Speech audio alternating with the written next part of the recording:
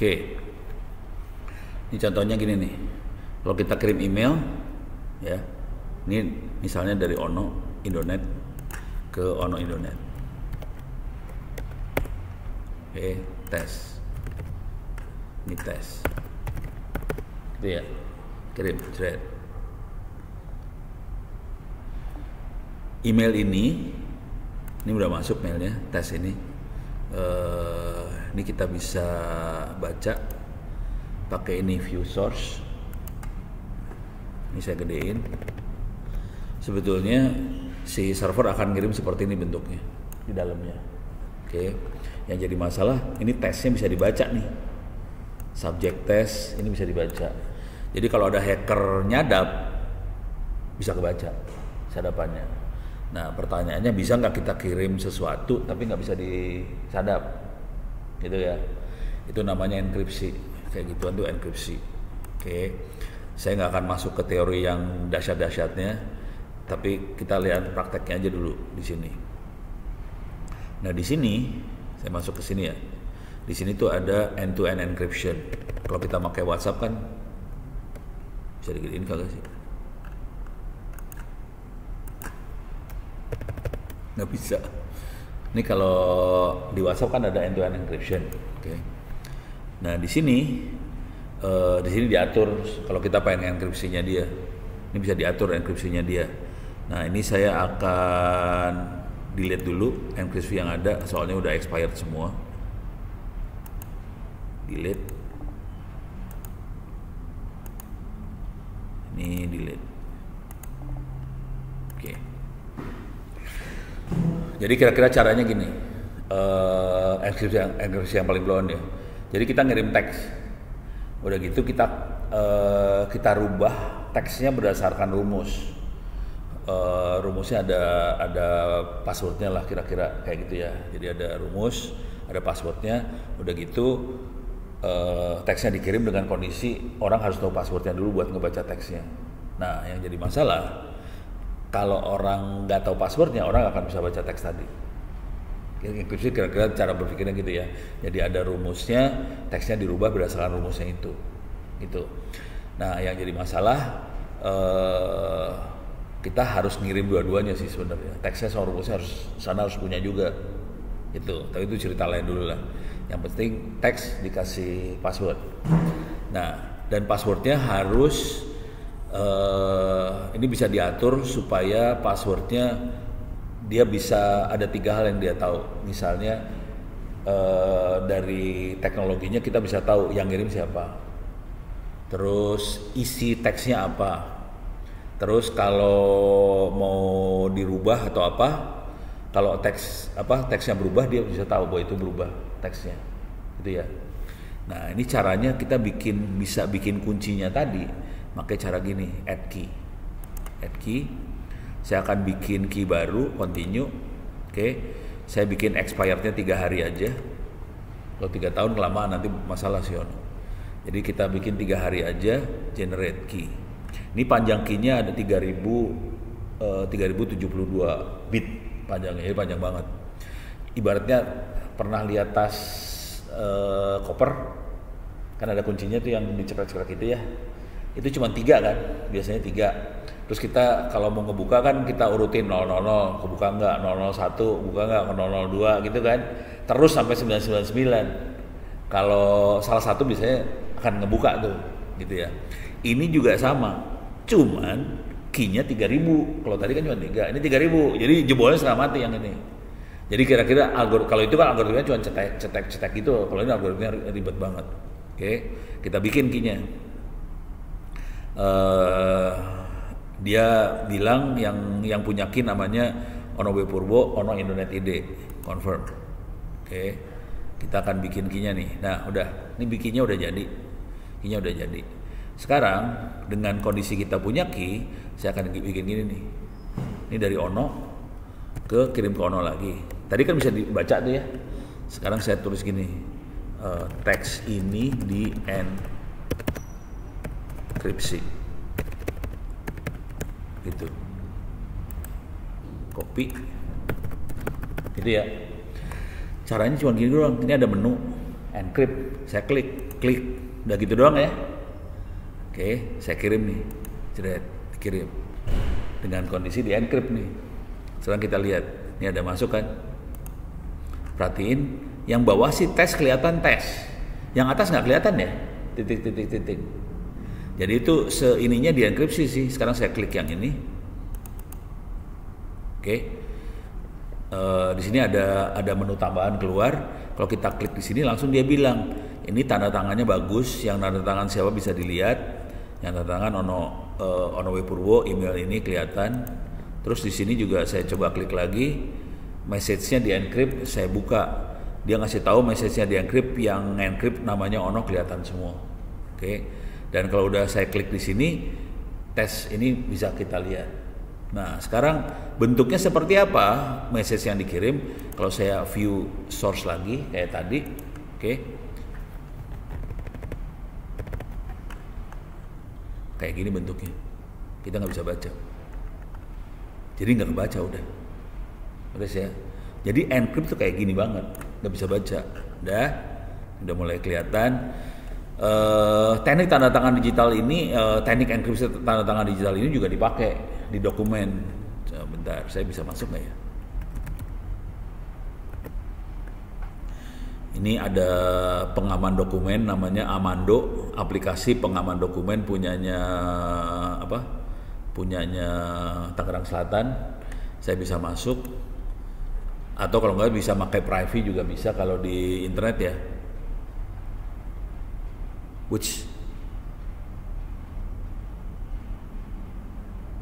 Ini saya udah tanda tangan, harus saya kirim nih, harusnya nih kirim berkas. Belum saya kirim. Oke. Jadi kalau ada berkas atau apa bisa saya tanda tangan pakai ini sih sebenarnya. Jadi kalau udah pernah lihat ini, coba dokumen dengan tanda tangan digital. Jadi tanda tangan digital bukan tanda tangan yang di scan, bukan yang ini salah, yang digital kayak gini bentuknya. Jadi bentuknya kayak pakai QR code kayak gitu, oke. Bentuknya kayak gitu, dan itu pakai aplikasi tadi bikin tanda tangannya. Nah sekarang kita pengen bikin tanda tangan digital juga di sini. Caranya gini. Jadi kalau tanda tangan digital dokumennya bisa kita baca, tapi ada tanda tangannya. Nah sekarang saya akan kerjain. Nih kirim, nih di tanda tangan digital, di digital. Ya udah gitulah ya. Oke. Ini kalau kita masuk sini, apa ada OpenPGP? Kalau saya klik di sini ada bisa di encrypt semuanya, nggak bisa dibaca. Ada yang tanda tangan digital. Kalau saya klik tanda tangan digital, teksnya nggak di encrypt. Saya tanda tangan digital aja, saya kirim nih sekarang. Kirim. Nah kita baca di sini nih, bisa baca di sini. Kita lihat tanda tangan digitalnya. Ini kalau kita lihat kan good digital signature, tanda tangan digitalnya bagus, artinya dia ngecek oke, yang tanda tangan bener, udah gitu teksnya nggak dirubah sama orang. Nah kita bisa lihat yang tanda tangan siapa. Nah terus di sini kita bisa lihat lagi, ini message di encrypt ini mah. Oh salah ya, yang ini ya, harus lihat yang ini. Nah kelihatan ini good tanda tangan digital aja, teksnya nggak ada, teksnya di encrypt tuh nggak ada di sini. Tapi ketahuan tanda tangan digitalnya bagus, kita bisa lihat di sini yang tanda tangan siapa kelihatan. Nah, sekarang kita lihat bedanya. Kan ini teks ini dienkripsi, kalau ini tanda tangan digital aja. Kalau yang teks ini dienkripsi, kalau kita buka, saya view source, bentuknya yang ini ya, buat ngingetin doang dulu nih. Bentuknya ada tulisan begin PHP message, dan ininya ini private ini. Habis lu pada kagak nongol. Ini ikutin aja dulu yang mau kerjain ya. Nanti saya ulang. Saya lagi loncat nih. Saya ngajarin enkripsi. Sekarang saya lagi ngajarin enkripsi. Saya loncat dulu. Soalnya penting banget. Paling gampang lihatnya gini lah. masuk ke Google, dokumen dengan tanda tangan digital. Ini dasar-dasar buat tanda tangan digital ya. Jadi sebagian besar mikir tanda tangan digital, tanda tangan yang di scan, padahal salah. Tanda tangan digital nanti kalau dilihat di kantor segala macam bentuknya kayak gini nih kira-kira. Ada QR code-nya. Terus coba lihat lagi yang lain, yang kayak gini nih. Ini tanda tangan digital, bentuknya kayak gitu. Jadi bentuknya QR code, bukan tanda tangan di scan ya. Bukan tanda tangan biasa gitu ya. Bukan. Nah, cuman saya kasih lihat, saya demoin di sini nih. Oke. Ini yang jadi dia punya kemampuan beberapa. Kita bisa kirim message tidak di encrypt, tidak di tanda tangan digital. Nah, ini bentuknya kayak gini nih bentuknya. Oh, sorry, salah klik. Ini tanda tangan. Ini bentuknya ini. Ini tidak di encrypt, tidak di tanda tangan digital. Kalau tidak di encrypt, tidak tanda tangan digital, hacker bisa baca. Kenapa bisa baca? Kita cek di sini. Ada view source. Nah, ini sebetulnya waktu kirim email bentuknya kayak gini sih, bentuknya kayak gini. Cuman beritanya di bawah sini kelihatan. Tes, subject test. Kalau kita kirim kayak gini, hackernya bisa baca. Nah, ini masalah nih, nggak boleh. Kalau kita mau aman, kita encrypt. Tapi tadi saya kasih lihat cara bikin kuncinya segala macam ya ke Mei. Soalnya dia dari tadi nongkrong di sini, jadi dia paling sengsara. Gue ajarin cara bikinnya. Nah, kalau di encrypt, ini kalau encrypt udah kebuka, kita bisa baca. Jadi gini, kalau mau buka enkripsian, sana harus punya kuncinya juga. Kalau ini kan Ono kirim ke Ono, berarti Ono punya kuncinya Ono dong. Oke, makanya bisa kebuka. Tapi kalau mau kiriman orang beda, saya harus kirim dulu kunci saya ke dia. Nanti kalau kirim, dia bisa ngecek pakai kuncinya Ono, dia bisa buka. Jadi harus kayak gitu dulu. Jadi ada passwordnya gitu. Ada kayak passwordnya lah. Kira-kira bayangin kayak tas ekolek. Tahu tas ekolek nggak sih? Kalau nggak koper yang zaman sekarang lah. Kan ada kuncinya tuh yang pakai ceklik gitu teh. Iya. Ya, udah koper aja dah. Zaman dulu kala kita itu levelnya level tas bagus soalnya. Kalau sekarang ada tas jelek juga punya. Nah, kalau punya kunci misalnya ada 3 biji, cara ngejebolnya gampang kan? Coba dulu 000. Jebol enggak? 001 jebol enggak? 002 terus sampai 999 kan? Jadi kombinasi 3 angka kita cobain dari 0 sampai 999. Kalau yang ini kuncinya berapa tadi? 3072 ini gituan. Mampus lu nyobain sampai 3000 mau bisa pingsan kan? Jadi kayak gitu panjang kuncinya. Makanya susah dijebolnya. Oke. Nah, dengan kondisi seperti ini teks ini dienkripsi sebenarnya, tapi karena kita Ono ngirim ke Ono dan Ono punya kuncinya, Ono bisa buka. Nah, ini bentuknya kayak gini kalau mau dilihat nih. Kalau dienkrip ya. Oh, ini itu nggak kelihatan. Belum di dalam. Nah, ini nih. Nih. Nggak kebaca sama sekali. Udah ya. Gitu ya. Ini kalau dienkrip. Nah, kemudian kalau kita lihat di sini yang tanda tangan digital, teksnya bisa dibaca kan? Tapi ada tanda tangan digital. Jadi kalau tanda tangan digital, kalau di encrypt tuh gini, teksnya di encrypt, dikasih tanda tangan digital, double gardan nih.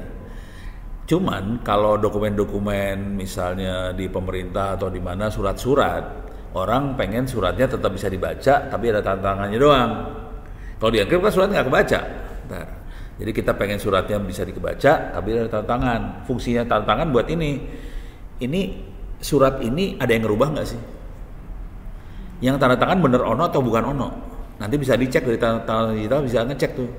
Kita bisa ngecek di tanda tangan digital yang bikin surat siapa. Terus suratnya emang bener yang ini bukan yang dikirim. Jadi bisa ngecek kayak gituan. Tapi ntar terangin yang itu ya. Tapi intinya dengan tanda tangan digital kita bisa ngecek kayak gituan. Nah, kalau kita cuma tanda tangan digital doang, bentuknya kayak gini nih. Ini di tanda tangan digital aja nih suratnya. Bisa dibaca, terus kita bisa tes di sini. Good digital signature. Good digital signature artinya kita kenal yang ngirim dan teksnya nggak ada yang rubah. Di tengah jalan nggak dirubah sama orang. Gitu ya. Bentuknya gimana teksnya? Teksnya bentuknya seperti apa? Bisa kita lihat kayak gini nih. View source. Oke. belum. Nah ini beda. Di sini ada tadi kan begin PGP message. Oke, kalau ini beda nih, public key block lain dan di bawah sini ada signature. Kalau yang tadi PGP, saya balikin lagi ya biar kelihatan yang tadi seperti apa. Yang ini, oke. Kalau saya view source, saya gedein dulu. Ini kelihatannya di sini message ya. Jadi seluruh message di encrypt sama dia. Kita nggak bisa baca. Kalau yang ini tanda tangan digital, saya view source, oke. Ini ada tanda tangan digital. Terus dia ngasih key-nya dia ke sebelah sana. Tapi udah tanda tangan digital, nggak ada PGP message-nya nggak ada. Message-nya ada di mana? Tulisannya ada di sini nih tulisannya. Nih, bisa dibaca kagak? Nggak bisa juga ya. Cuma ada kode di atasnya. Content transfer encoding base 64. Ini apa? Bukan kunci apa sih? Kode dari sebelah sana bahwa ini teksnya dirubah sama dia, bukan pakai teks ASCII, tapi dia pakai base 64. Bisa nggak dirubah lagi jadi ASCII? Jadi kita ambil dulu nih, kita rubah lagi. Ini saya ambil ya. Klik kanan copy. Ini kan tulisannya encoding. Berarti kalau mau ngerubah jadi decoding kan. Nah, sekarang kita decoding dulu nih. Decode base 64. Itu kan? Oke, di sini ada web yang bisa decode sama encode. Kita klik aja. Saya gedein ya. Oke, saya paste di sini. Nih. Nggak bisa dibaca kan? Sekarang kita decode bisa dibaca. Bukan sulap, bukan sihir ya. Berarti nggak sepenuhnya aman juga ya Pak? Kalau yang ini disengaja dibikin tidak aman, soalnya buat yang kayak ginian. Jadi kalau dokumennya pengen bisa dilihat. Tapi yang nggak tahu ya nggak ini. Cuman kita kasih tanda. Kalau surat-surat di pemerintahan kan semuanya dokumennya harus bisa dibaca. Jadi orang pengen dokumennya bisa dibaca, tapi harus kasih tanda tangan. Fungsinya tanda tangan buat bisa dicek yang tanda tangan siapa, dokumennya ini dirubah nggak di tengah jalan. Itu ya. Kesalian dokumen doang. Misalnya gini, ini kan yang ini contoh yang ini aja ya. Ini kan ada duitnya nih, ada angkanya berapa gitu ya. Bayangin ini ditambahin 0 di ujung sini sama kita. Makin tanda tangan digital ketahuan dokumen aslinya nggak ada 0 nih. Ini dokumennya salah. Kita bisa hubungin lagi sama yang ngirim. Bisa nggak kirim ulang dokumennya? Soalnya yang saya terima nggak bener gitu. Tapi kita bisa baca dokumennya. Tapi kita bisa ngecek ini bener apa kagak. Gitu ya. Udah kebayang ya? Saya punya waktu sekitar 30 menit lagi. 15 menit lah. Tapi ntar ikutan aja. Cyber security ya. Dan di sebelah sana ini orang Pertamina semua.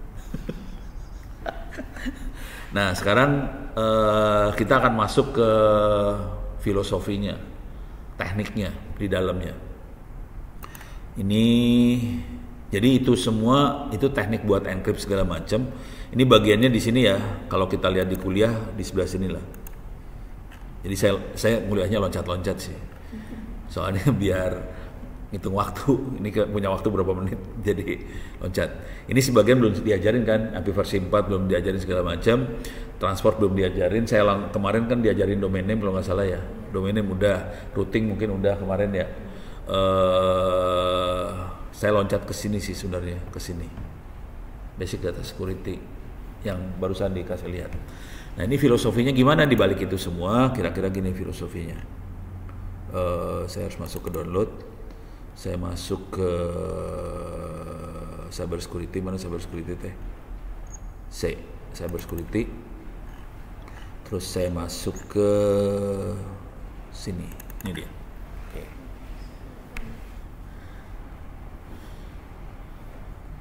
Familiar sama bentuk PPT yang kayak gini nggak? Ini dari PowerPoint-nya asli ya Pak? PowerPoint jadul ya. Ini tahun 2000 nih. Lihat tahunnya dong. Bulan 5 tahun 2000. Udah lahir belum sih pada? Mama saya juga belum ada kepikiran gitu. Oh gitu.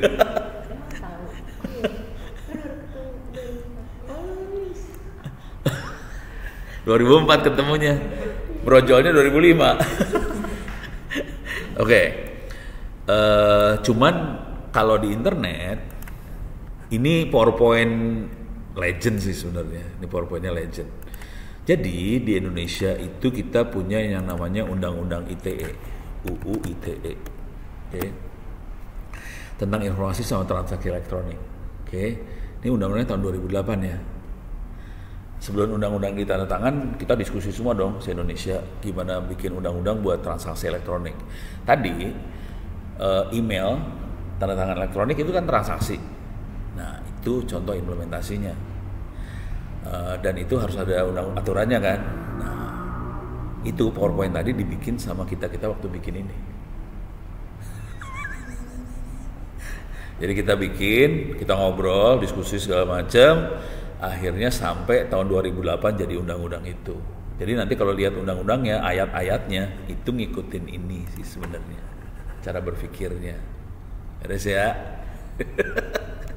Jadi dibalik undang-undang yang ini ceritanya. Nah, udah gitu. Saya loncatin semua. Saya langsung masuk ke sini. Yang kita pakai tadi namanya PKI, Public Key Infrastructure, bukan Partai Komunis Indonesia, bukan. Public Key Infrastructure, udah gitu ada Certificate Authority. Slide ini yang bikin bukan Ono, yang bikin Arianto Muktiwibowo. Oke, siapa dia? Kita bisa cari di internet. Siapa dia? Dia almarhum sudah meninggal. Banyak pada udah meninggal sih. Teman-temannya Ono, parah semua.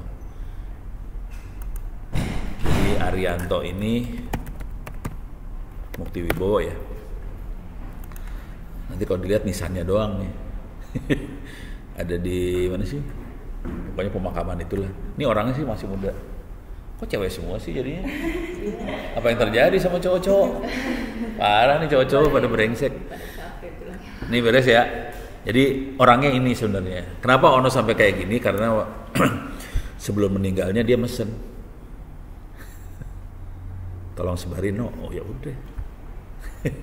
Gitu ceritanya. Nah udah, ini udah. Salah. Sini ya. Makhluk itu ada di mana? Makhluk itu ada. Ini kalau kita pakai Microsoft apa sih ini? Zaman dulu nih, browser zaman dulunya Microsoft ya. Internet Explorer. Ini adanya di sini. Ada security zone, ada internet zone. Kalau kita pakai, ini udah nggak ada lagi sekarang, Internet Explorer nggak pernah dipakai. Kemudian di sini zaman dulu ada yang namanya Netscape. Ini ada di bagian sertifikat. Oke. Itu ada di mana sekarang? Itu adanya di sini nih sekarang. Di sini klik yang titik 3. Di sini ada setting. Oke. Di sini ada privacy security. Di sini ada security. Terus di bagian bawah sini ada manage security keys. Di sini salah kan? Certificate manage by Chrome, manage certificate aja ya. Manage certificate, di sini ada your certificate, server certificate, authority segala macam. Sertifikat ini yang dipakai buat tadi bikin tanda tangan segala. Ini saya kasih lihat cara bikin sertifikatnya lagi ya. Tadi yang lihat cuman si Mei doang, yang lain kagak. Jadi saya kasih lihat cara bikin sertifikatnya, gampang banget sih sebenarnya. Saya masuk sini. Kalau kita pakai WhatsApp kan ada end-to-end encryption ya. Jadi di sini ada end-to-end encryption. End-to-end encryption itu dia bikin sertifikat buat saling encrypt satu sama lain. Dengan cara itu waktu kita ngomong, kita teks segala macam, orang lain nggak ada yang bisa lihat. Oke. Nah ini caranya cuma gini doang, klik sini. Ini tadi sertifikat yang udah saya bikin, saya delete dulu ya. Saya klik di sini dulu. Ini saya delete. Oke. Cara bikin cuma gini doang. Tambahkan key yang buat enkripsinya, kita bikin new key, continue, mau expire berapa tahun, saya nggak akan tahun karena ini buat main doang, saya kasih 3 hari expire. Kenapa saya nggak bikin bertahun-tahun? Kalau saya bikin bertahun-tahun, kalau ada orang berhasil nyuri kunci tadi, dia bisa jadi Ono soalnya. Jadi kalau kunci saya kecolong, Kacau kalau bertahun-tahun. Kalau ini kan 3 hari, ya udah 3 hari lagi colong aja tuh kunci, udah nggak berlaku lagi kuncinya. Itu ada sih ya. Disengaja nih mainan kayak gini sengaja. Jadi kalau udah main gini harus hati-hati. Tadi di koper ada berapa ininya? Ada 3 ya. Yang ini segini nih. Kalau mau lebih panjang lagi bisa 4.000 bisa dipilih sih. Tapi ini parah, konsekuensinya ngejebolnya setengah mati. Susah dijebolin karena key-nya panjang banget. Kalau tas koper-koper kan cuma 3, cobain aja 11 000 001 002 jebol. Saya berapa kali ngerjain gitu doang sih. Udah lupa. Ini kan ya udah cobain dapat. Kalau ini kalau bikin cuma gini aja confirm ini bahwa saya Ono emailnya ini dia bikin key-nya. Cuman saya ngeset di 4.000 lebih agak lama sedikit sih. Ini dapat key-nya dan bisa dipakai, gitu ya. Nah sekarang balik lagi ke sini. Ini di sini itu yang barusan kita bikin adalah your key. Oke. Nah sekarang konsepnya caranya komunikasi supaya aman. Jadi gini, ini urusannya ini privacy, autentikasi, integrity sama non repudiation. Kalau privacy gini, teknologinya harus bisa menjamin privacy. Artinya gini, kalau kita pakai kunci ini segala macam, terus kita kirim message-nya kayak ini ya, kayak WhatsApp, kita pakai key-nya segala macam, kita kirim message ke sebelah sana, seluruh sistemnya harus bisa menjamin bahwa yang bisa baca message-nya hanya yang di ujung. Itu aja. Yang di tengah nggak ada yang bisa baca semua, hanya yang di ujung aja. Beres ya. Walaupun WhatsApp bisa dikadalin gini, cara kadalinnya paling gampang kadalin WhatsApp gini, mainnya di grup. Jadi waktu dia main pakai key, kalau kita orang ke orang nggak bisa diapain tuh udah, yang bisa baca cuma ujung sama ujung. Kalau grup, caranya WhatsApp kerja tuh gini, kalau grup dia akan ngirim ke server grup, sama server grup message-nya dibuka. Udah dibuka, servernya akan ngirim satu-satu ke anggota grup. Tapi dibuka dulu dong. Konsumsi yang buka, WhatsApp bisa baca nggak apa yang kita kirim? Bisa baca. Udah gitu baru dia kirim satu-satu. Makanya kalau WhatsApp kayak gitu, kalau mau yang aman jangan pakai WhatsApp sih sebenarnya. Makanya saya males banget pakai WhatsApp. Kalau yang aman kita pakai ke Google Play ya. Play Store Google ya. Kalau mau aman pakai ini.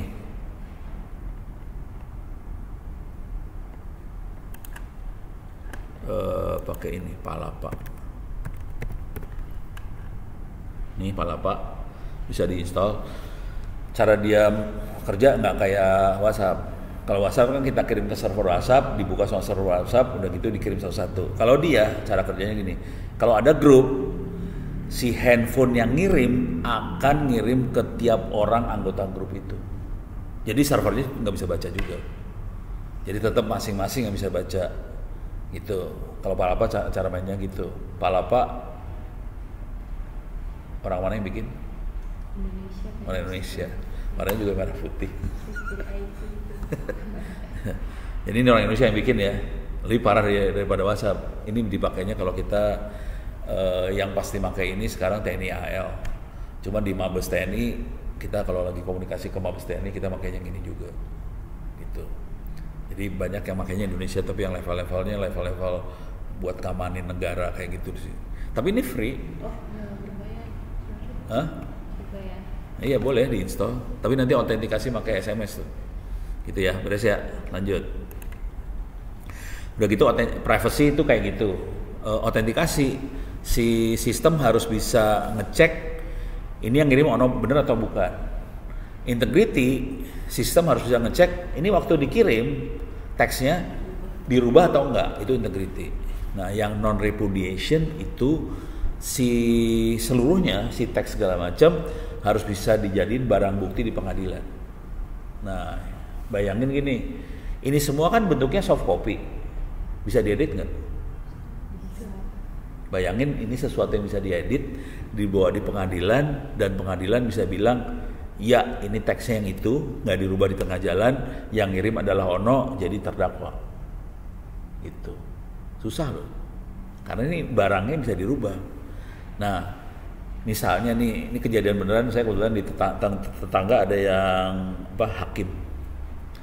Iseng saya tanya dong, lu kalau ada barang bukti bentuknya screenshot WhatsApp di print diterima kagak? Dia bilang enggak, dibuang. Soalnya screenshotnya bisa diedit kan? Nggak mau dia pakai suatu barang bukti yang bisa dirubah. Jadi harus pakai kayak teknik yang ini sebenarnya komunikasinya. Jadi emailnya harus email yang ini main kayak ginian juga. Dan saya tidak pakai WhatsApp. Soalnya WhatsApp nggak bisa jadi barang bukti di pengadilan. Pakainya email. Jadi orang pusing kalau sama saya komunikasi. Saya kan nggak pakai WhatsApp kan, pakainya email. Soalnya ujungnya beda. Kalau lu pakai WhatsApp, ada apa-apa, screenshot, kas pengadilan, yang berabe lah urusannya sebenarnya. Hakimnya bisa ngomong, emang kayak gitu tulisannya, emang dia ngomong kayak gitu, belum tentu juga kan, itu diedit enggak sama lu, kan gitu. Kalau ini nggak bisa, langsung ketahuan semuanya, gitu. Jadi kalau orang security bener nggak akan pakai WhatsApp sih sebenarnya. Kita biasanya nggak pakai WhatsApp. Udah beres ya, lanjut nih, dah. Ini jelasin confidence apa, integrity itu apa, terus ini menjelasin lagi autentikasi itu apa. Perhatiin ini autentikasinya Presiden Gus Dur ya. Soalnya dibikin tahun 2000. Waktu itu presidennya Gus Dur. Nah sekarang kita masuk yang masalah enkripsi. Enkripsi yang paling blow on namanya symmetric cryptography. Jadi kita punya kunci buat enkripsi, teksnya di-encrypt, dikirim ke sini, di-decrypt pakai kunci yang sama. Kunci buat encrypt sama decrypt sama. Ya kalau ngirim teks ini orang nggak bisa baca nih teksnya. Yang masalah, ini kuncinya harus dikirim di sebelah sana juga kan. Bayangin kalau ada teks di-encrypt, kuncinya di sebelahnya, dikirim. Kalau ada hacker dapat, ya bisa dibuka semuanya kan. Nah ini jadi masalahnya adalah gimana cara ngirim tuh kunci. Oke, kejadian yang beneran terjadi urusan yang ini ada di Perang Dunia II. Oke, U-boat di kapal selam Jerman ya, itu ada U-boat namanya gini. Kemudian si kapal selam Jerman ini buat komunikasi satu sama lain pakai Morse, cuman Morsenya di-encrypt, gitu ya. Nah, kita harus dapetin gimana caranya si Jerman itu nge-encrypt komunikasinya dia, gitu ya. Coba.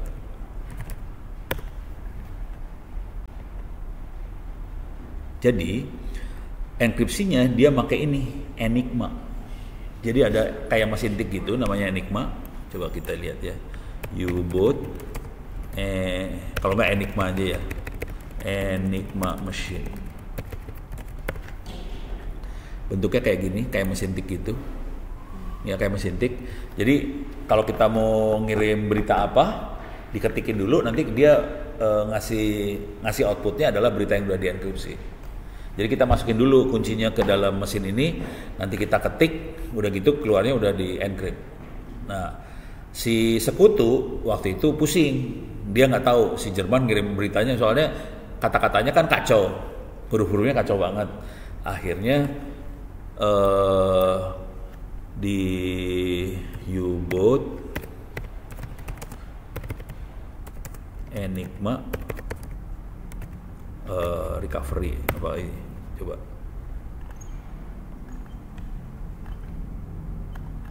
bentar, bukan recovery ya, U-boat Enigma aja, coba dapatnya apa. Ini dia. Nah yang ini adalah kapal selamnya Jerman yang berhasil ditangkap sama kapal sekutu. Jadi dalam kapal selamnya Jerman, akhirnya kapal sekutu berhasil nangkep satu, masuk mereka ke dalam, udah gitu dapetin mesin tadi. Sejak itu semua komunikasi kapal selamnya Jerman jadi ketahuan kan, mau gerak kemana ketahuan semuanya, hancur kapal selamnya langsung. Jadi itu masalahnya di sini nih, dingirimkan kunci enkripsi dekripsi. Kemudian dikembangin lagi tekniknya pakai ini public key cryptography. Jadi di sini kuncinya, kalau tadi kan ada kuncinya satu buat encrypt decrypt. Sekarang kuncinya ada kunci public sama kunci private. Kunci private harus kita yang pegang, nggak boleh orang pegang. Kunci public dikirim ke semua orang. Itu. Jadi ada dua kunci, public private. Nah, yang di sini kalau ada orang mau ngirim ke Ono, orang itu harus dapetin kunci publiknya Ono, kemudian di encrypt baru dikirim ke Ono. Ono yang punya kunci private, Ono yang bisa buka. Gitu, tekniknya gitu ya. Contohnya buat ngirim kunci publik gimana? Di sini nih. Misalnya saya mau kirim ke Ono lagi. Ini Ono yang ngirim ke Ono ya. Ono ngirim ke Ono nih misalnya ya. Caranya gini doang. Public key saya tempelin di sini. Jadi cuma gini doang ya. Tempel public key, terus saya kasih kode aja sini. Kirim public key OWP gitu ya. Udah. Ini saya kirimin nih. Nih, coba kita lihat sekarang mailnya kayak gimana. Ini ada kirim public key OWP. Oke, kita view source. Salah. Saya klik dulu ya. Sini saya klik dulu ya. Oke.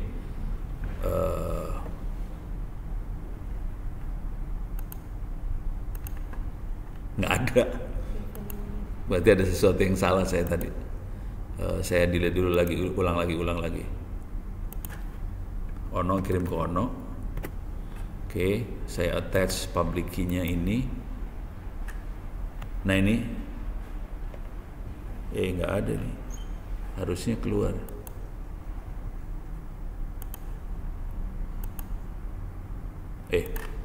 Coba kalau di sini gimana? Nggak mau sih, kenapa ya? Harusnya cuma gini doang sih. Coba public key. Ini encrypt. Public key nggak mau nempel nih, nggak beres. Ini nggak ada nih, nggak ada lagi nih, nggak beres nih. Tuh, nggak ada nih. Nggak ada. Ini nggak ada. Ini kalau dilihat nggak ada public key-nya. Harus diopok-opok lagi nih, kenapa dia nggak mau. Ini bukan public key soalnya. Nggak, ada yang salah sih. Bentar aja dulu ya. Soalnya waktunya tinggal segini. Stres. Masuk sini dulu. Jadi caranya gitu, ada public key, ada private key.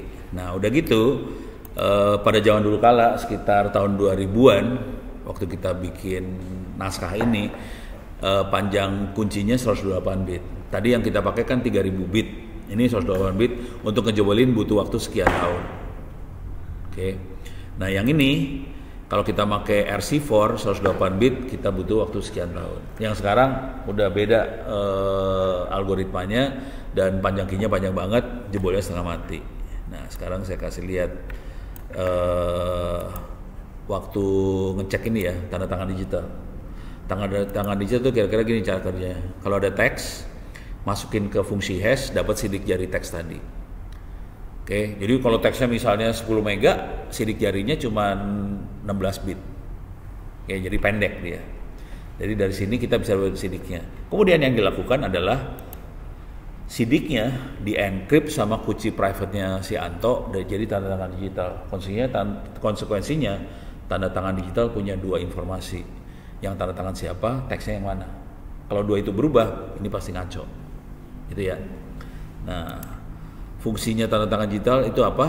Itu supaya sah untuk dokumen itu saja atau kopinya. Jadi kalau tadi ya kita punya teks, kita kasih tanda tangan, dia bisa dipakai, bisa diperiksa oleh siapa aja. Soalnya siapa aja punya public key-nya. Dari public itu bisa ngecek teksnya. Oke. Terus kita juga punya konsep yang namanya sertifikat digital. Sertifikat digital tuh kayak sertifikat udah ini dipakai kalau kita pakai HTTPS, ini dipakai. Oke. Nah, ini kelihatan country-nya di mana, organisasinya di mana, unit organisasi namanya siapa, berlaku harus ada public key-nya, ada yang tanda tangan, ada RT RW-nya yang tanda tangan di situ. Oke. Nah, balik. Keuntungannya sertifikat digital, kita bisa bikin pipa komunikasi tertutup antara dua pihak, saling autentikasi, bisa membuat atau periksa tanda tangan, bisa bikin surat izin digital. bisa dipakai offline. Ini kapan dipakainya makhluk ini? Itu dipakainya di paspor digital. Jadi paspor digital pakai teknik yang ini sih sebenarnya. Gitu ya. Jadi kalau kita minta ke imigrasi bikin paspor digital, dapatnya kayak ginian sih sebenarnya. Oke. Nah, terus cara kerjanya kalau kita lihat secara umum cara kerjanya kira-kira kayak gini. Oke, saya jelasin ya. Kalau kita kirim email sebetulnya dari titik yang ini, teks yang ini kita kirim ke sebelah sini, langsung dibaca. Cuman itu nggak ada jaminan autentikasi siapa yang ini teksnya dirubah nggak, segala macam itu jaminannya nggak ada. Nah sekarang supaya bisa ngejamin ini semua prosesnya kayak gini. Teks masukin ke fungsi hash, dapat sidik jari teks tadi. Sidik jari teks di encrypt pakai tanda tangan digital private key-nya si pengirim. Ini pengirim dapetin tanda tangan digital. Teks plus tanda tangan digital plus sertifikat digital semuanya di encrypt pakai symmetric key yang tadi di mesin Enigma itu. Terus dapat teks yang di encrypt. Symmetric key-nya harus dikirim. Cuman supaya nggak bisa diambil sama orang, symmetric key-nya di encrypt juga, pakai public key-nya yang orang yang mau kita kirim. Beres ya. Jadi dapat ada teksnya, ada key-nya. Dua-duanya dikirim dan orang nggak akan bisa ngejebol. Dengan dua itu orang nggak bisa ngejebol. Nah sekarang dari si key-nya, dia nyebutnya digital envelope, di decrypt, pakai private key-nya Bob, cuman Bob yang punya private key-nya, keluar symmetric key-nya. Symmetric key-nya dipakai untuk decrypt teksnya keluar. Pada titik ini teksnya bisa dibaca sebetulnya. Cuman kan kita nggak tahu teksnya berubah nggak di tengah jalan, yang ngirim benar-benar si Alice atau si bukan. Sekarang kita mau ngetes. Caranya teks masukin ke fungsi hash, keluar tanda tangan sidik jarinya itu. Di sini kan ada tanda tangan digital. Tanda tangan digitalnya di decrypt pakai public key-nya si Alice. Karena si Alice nyantumin ininya sertifikat digitalnya dia. Di decrypt pakai public key-nya Alice, dapat sidik teksnya. Kita punya dua sidik teks nih. Dibandingin. Kalau sama berarti teksnya benar, yang ngirim benar. Selesai. Itu. Jangan khawatir, mainan kayak ginian urusannya ratusan juta ruginya. Ini kejadian benernya sekitar 6 tahun yang lalu lah. BCA minta saya, Pono bisa nggak kita roadshow ke nasabah BCA. Jadi nasabah BCA ini nasabah bukan nasabah perorangan ya, ini perusahaan. Mereka sering order barang dari Cina segala macam, ordernya pakai email. Emailnya disadap sama hacker. Hackernya pura-pura jadi pabrik di Cina, kirim email ke orang finance-nya di Indonesia. Emailnya gini, finance, barang kamu saya sudah kirim pakai ini ya, kontainer, sekian kontainer, silahkan transfer duitnya ke akun ini. Ini akunnya hacker yang dikasih. Kan si finance-nya nyangka itu beneran kan, karena kita nggak pernah ngecek ininya, nggak ada nih. Kan cuma email biasa yang dia kirim, tidak ada mekanisme buat proteksinya. Ya udah ditransfer duitnya ratusan juta. Udah. Kalau duit udah ditransfer nggak bisa dibalikin. Hati-hati. Jadi sebelum ngirim duit, mikir 2-3 kali dulu, ini bener-bener duitnya ditransfer ke orang itu bukan. Kalau nggak balik. Nah yang jadi masalah kan kita ngirimnya ke Cina nih kan, lebih parah lagi nggak bisa balik. Jadi saya demoin cara nyerangnya kayak gimana, didemoin live demo. Udah gitu selesai acara, saya langsung dirubung sama orang-orang itu. Kejadiannya emang kayak gitu, dihajar abis, pusing kepala langsung. Beres ya. Sekarang udah jam 8.55, saya harus masuk. Ini kalau mau ikut boleh ya. Saya akan nerangin cyber security, hacking segala macam ke orang-orang ini sih. Orang-orang Pertamina. Bentar. Salah.